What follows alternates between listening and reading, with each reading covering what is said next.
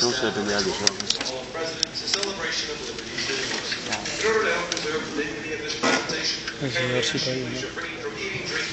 No smoking and no flash photography at any time. You want to welcome the videotape show? Please remember the use of your external camera lights. And Walt Disney World is proud to present the Hall of Presidents, a celebration of Liberty's leaders, featuring Academy Award winner Morgan Freeman. Morgan Freeman.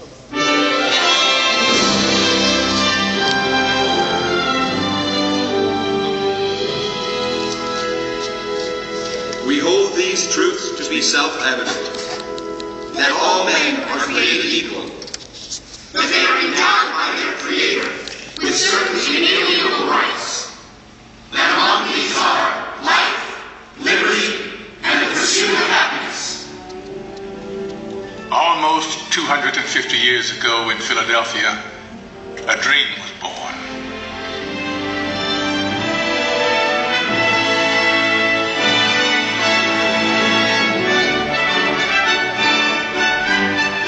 In a time of emperors and kings, it was an astounding revolutionary dream that we, the people, should choose our own leaders, that they should be one of us.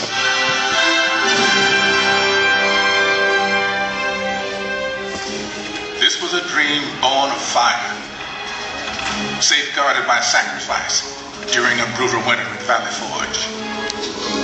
Yet it was a dream that was almost over before it had truly begun. The war for independence had left the American colonies bankrupt. Leaders argued, unpaid troops rebelled.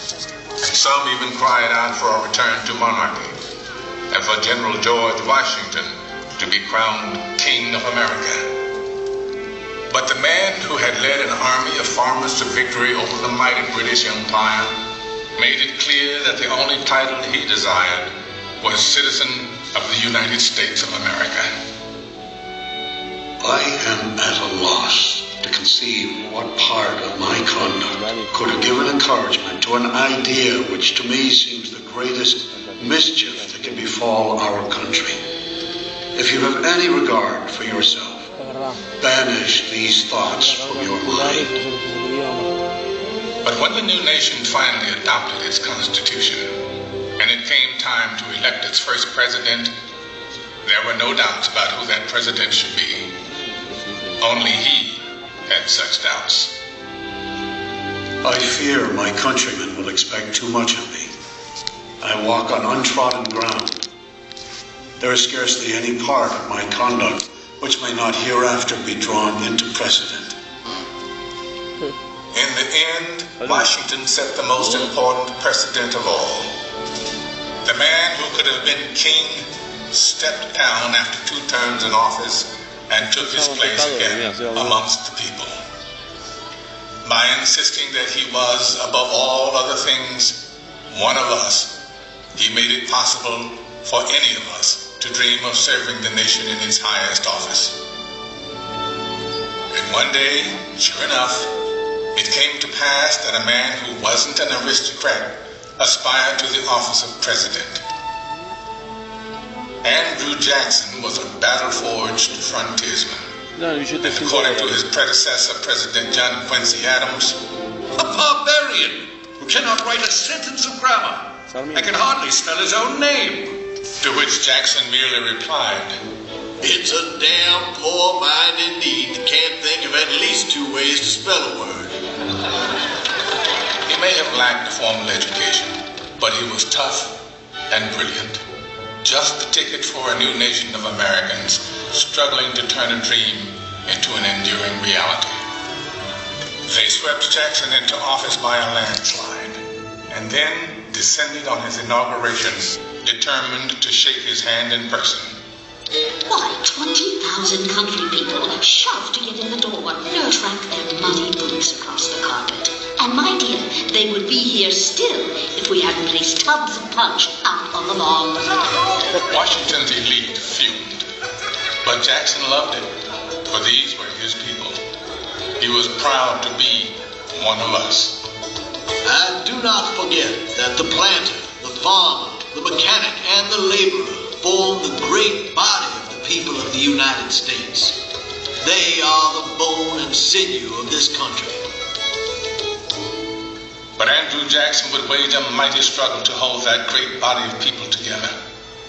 State by state, a monstrous injustice that had haunted the country since its beginning was now tearing it apart.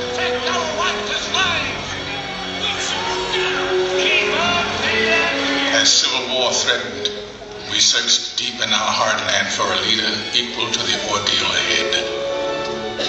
It was perhaps a vindication of the American dream that we found a plain-spoken, self-taught lawyer from Illinois whose campaign platform could be summed up in 5 simple words. All men are created equal. I say this government cannot endure permanently half slave and half free. A house divided against itself cannot stand. Abraham Lincoln's words touched the hearts of reasonable men. And in 1860 we sent him to Washington, where he would face the hardest task that any American president would ever face. I know there is a God, and that he hates injustice and slavery. I see the storm coming. I know his hand is in it. If he has a place, work for me. And I think he has. I believe I'm ready. I am nothing. But truth is everything. And with God's help, I shall not fail.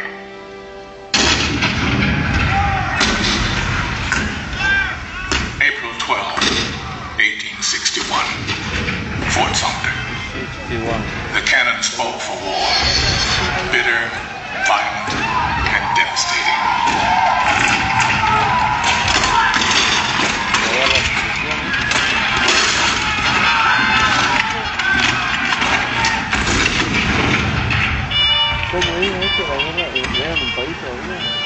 The blood of 500,000 Americans was shed in the dark days of our Civil War.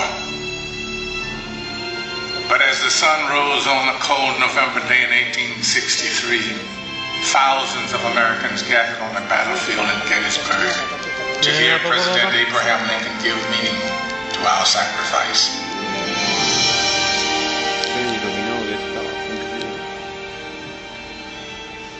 Fourscore and 7 years ago, our fathers brought forth on this continent a new nation, conceived in liberty and dedicated to the proposition that all men are created equal.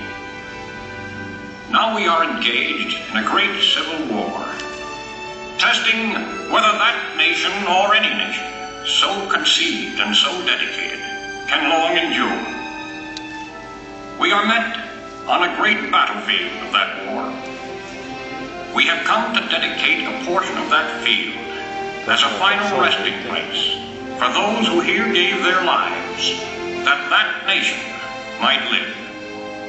It is altogether fitting and proper that we should do this. But in a larger sense, we cannot dedicate, we cannot consecrate, we cannot hallow this ground. The brave men, living and dead, who struggled here, have consecrated it far above our poor power to add or detract. The world will little note, nor long remember what we say here, but it can never forget what they did here. It is for us, the living, rather, to be dedicated here to the unfinished work which they who fought here have thus far so nobly advanced. It is rather for us to be here dedicated to the great task remaining before us, that from these honored dead we take increased devotion to that cause for which they gave the last full measure of devotion. That we here highly resolve that these dead shall not have died in vain, that this nation, under God, shall have a new birth of freedom, and that government of the people, by the people,